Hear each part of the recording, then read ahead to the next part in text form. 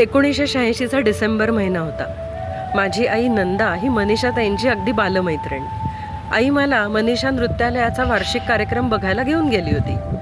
तो कार्यक्रम बघताना मी मनीषाताईंना पहिल्यांदा एकल नृत्य करताना पाहिलं आणि घरी येईपर्यंत मी फक्त मला हेच करायचं म्हणून माझ्या आईच्या मागे लागले.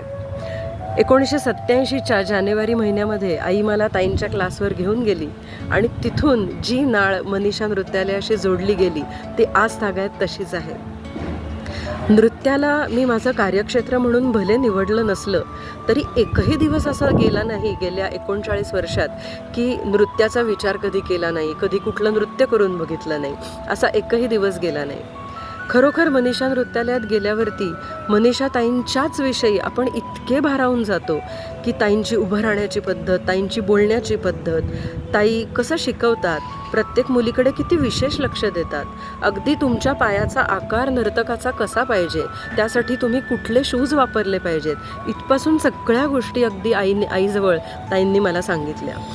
त्यावेळेला माझ्या सलवारची घडी करून मी ठेवली पाहिजे, माझ्या निकॅप्स मी स्वतः फोल्ड करून आत ठेवल्या पाहिजेत, इतक्या बारीक बारीक गोष्टीसुद्धा ताई हक्कानं मला सांगत असत. घरी जशी आपली आई आपली वाट बघत असते तसं नृत्यालयामध्ये का गं नाही आलीस तू असं म्हणून अगदी अधिकाराने आपल्याला प्रश्न विचारणाऱ्या ताई असतात.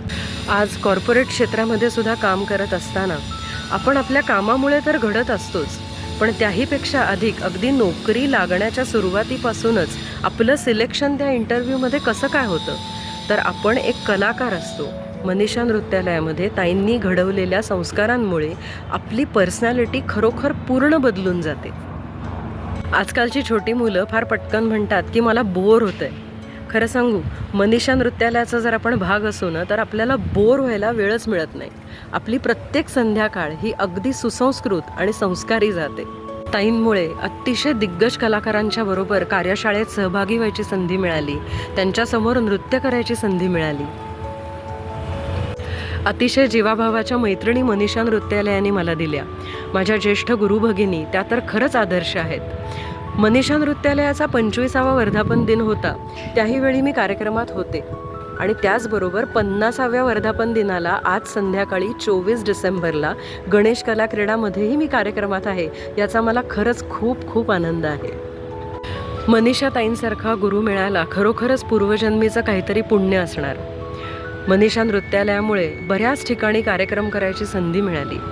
ताईंमुळे लोककला, लोकनृत्य ही काय असतं हे अगदी जवळून अनुभवायला मिळालं. असेच सुवर्ण क्षण कायम अनुभवायला मिळत. आपण नक्की या आज संध्याकाळी 6 वाजता गणेश कला क्रीडा मंचमध्ये.